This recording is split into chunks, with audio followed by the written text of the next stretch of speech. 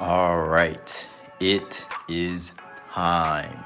This is Infinite Investment Game. I'll talk about alternative investments and collectibles. It's not particular investment advice, but if you listen to this, you'll be a better collector and investor. All right, so this is a video about, also before I go in, please like, comment, and subscribe. Once I get to 400 subscribers, I will do a giveaway of a graded PSA card. And I'll do two different cards. Most likely one will be soccer and the other one will be either basketball, football, something like that. Maybe a Kevin Durant rookie, something like that. All right, so let's get into this. This video is basically on BBCE and the whole controversy with the 1986 Fleer. And also, this is going on with Shecollectscards as well, my response to her video.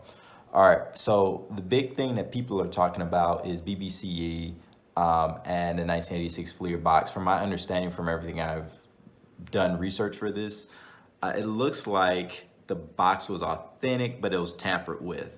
All right.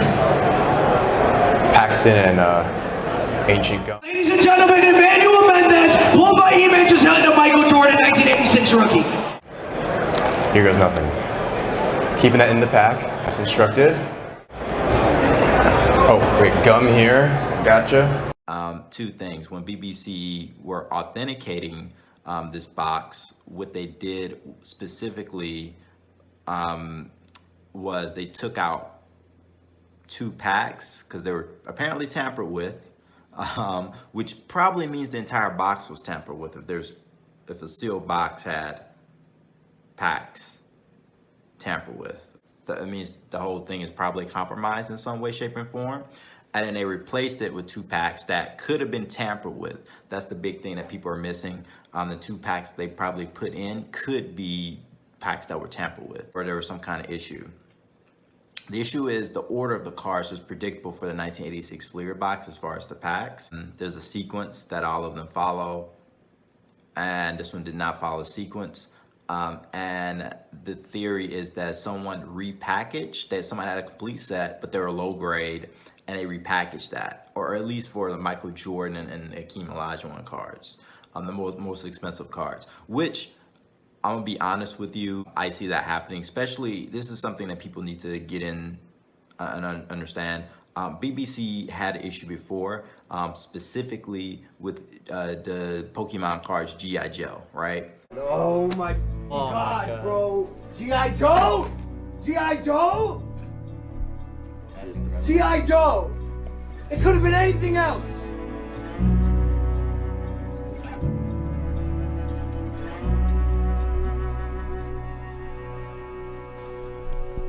We all got duped. Specifically had an issue with that. Also, they had an issue, there have been a few other times they had some issues with seal wax.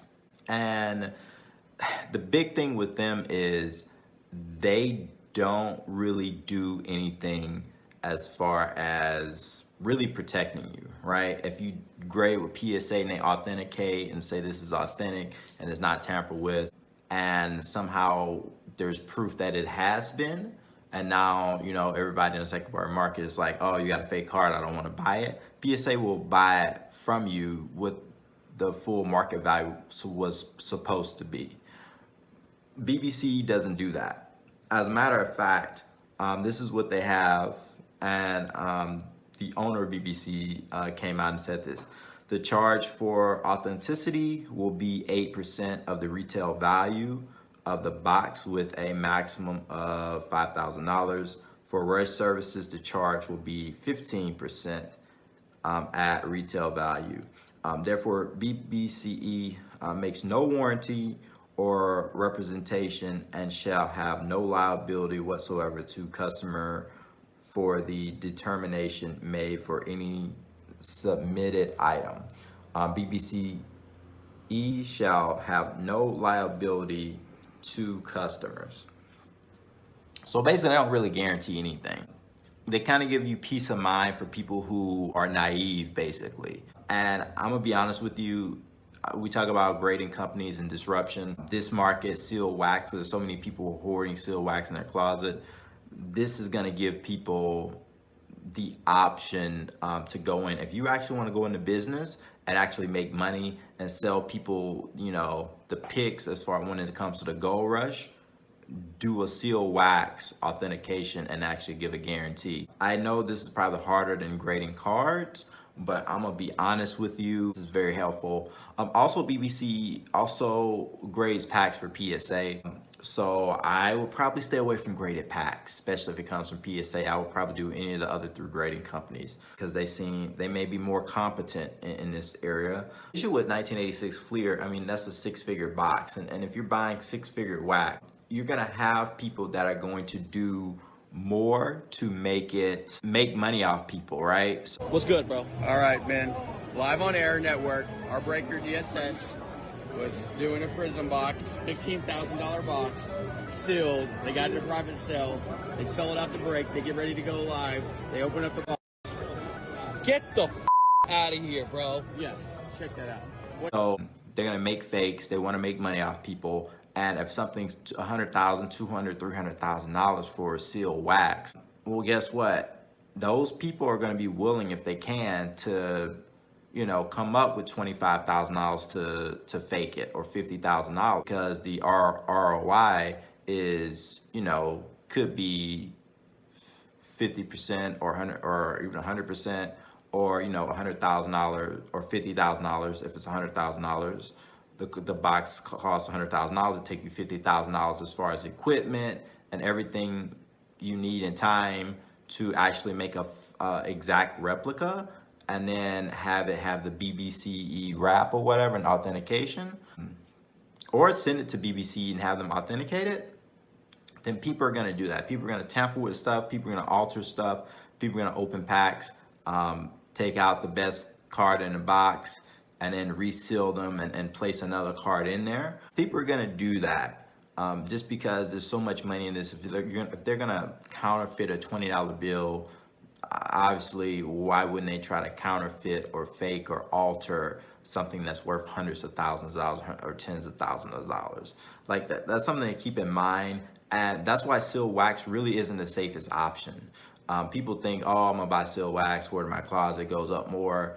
No, seal wax is not a safe option, and people are just gonna repack stuff, like lower grade stuff. They're just gonna repackage it. So, and honestly, after this information came out, you know, people are more educated, but I think some of the counterfeiters are gonna be even more educated in how to fake this box in the future. And BBCE hasn't really come up with a real solution.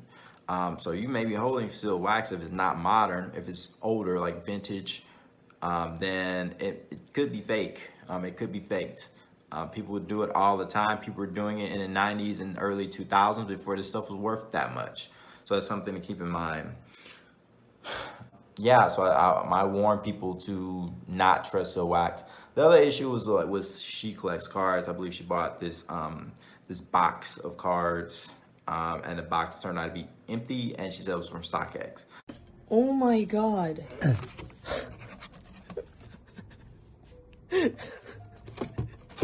This is what literally just came in. Nothing inside, all wrappers. I just got scammed by StockX. Or maybe FedEx? She works for Collectors Universe. That's great, but I don't know if she's doing this on purpose or not, but she's promoting the company that she works for and trashing the other companies, all the competitors. If you're naive, you're gonna fall for it, right? You're gonna perceive PSA and Collectible as more competent, and you're gonna wanna go with them. And you're gonna have this narrative that may not be fully true, or maybe exaggerated, or maybe something very biased. And you know, people are gonna go for it and spend their money, and she's gonna do well, and she'll probably get a raise and all that, but it'll be at the expense of everyone else. If she's not trying to do this on purpose, what I would say, she needs to be careful, and this is for all content creators. If you are are having 1,000 subscribers or more and you got a lot of people reviewing your stuff, what I would say is that what people need to do is, one, put a disclosure, and then be very careful and not trash any other companies. You can go pros and cons, and you can say, oh, these things are more valuable to me. But I think people really need to be careful about trashing a grading company or any kind of company involving sports cards, especially when you have something at stake. And I think people need to actually say where the biases are. Is she gonna do it? I don't know, probably not. But I think that's something to keep in mind. If you're listening to She Collects Cards, then you're probably gonna be better off not taking whatever what she says with a grain of salt, right? Most likely she's not gonna really criticize PSA Collectible much. Yeah, I mean, she's not gonna, for the company that she works for and the company she's involved in, she's not gonna say anything bad about them. That's less likely, and if it is something bad, it's gonna be in to dress it up in the best light as possible. And then as far as any other competitors, I mean, let's be real, it's gonna be not that great, right? Like, she's gonna basically dog them in a sense. So that's something to keep in mind. And this is just proof that seal wax is not the safest investment. It may be one of the riskiest because you're more likely to get scammed and nobody's gonna bail you out. At least before you buy a singles card, somebody's gonna, a company, even BGS, SGC, and I believe CGC and CSG, I believe they also, I know Beckett does, they just don't talk about it. If their card, if you have a fake card in a Beckett slab, whatever, and you have show proof that you paid for this item, they'll reimburse you for that card. So yeah, just keep that in mind. And yeah, please like, comment, and subscribe, and share this with as many people as possible. And peace.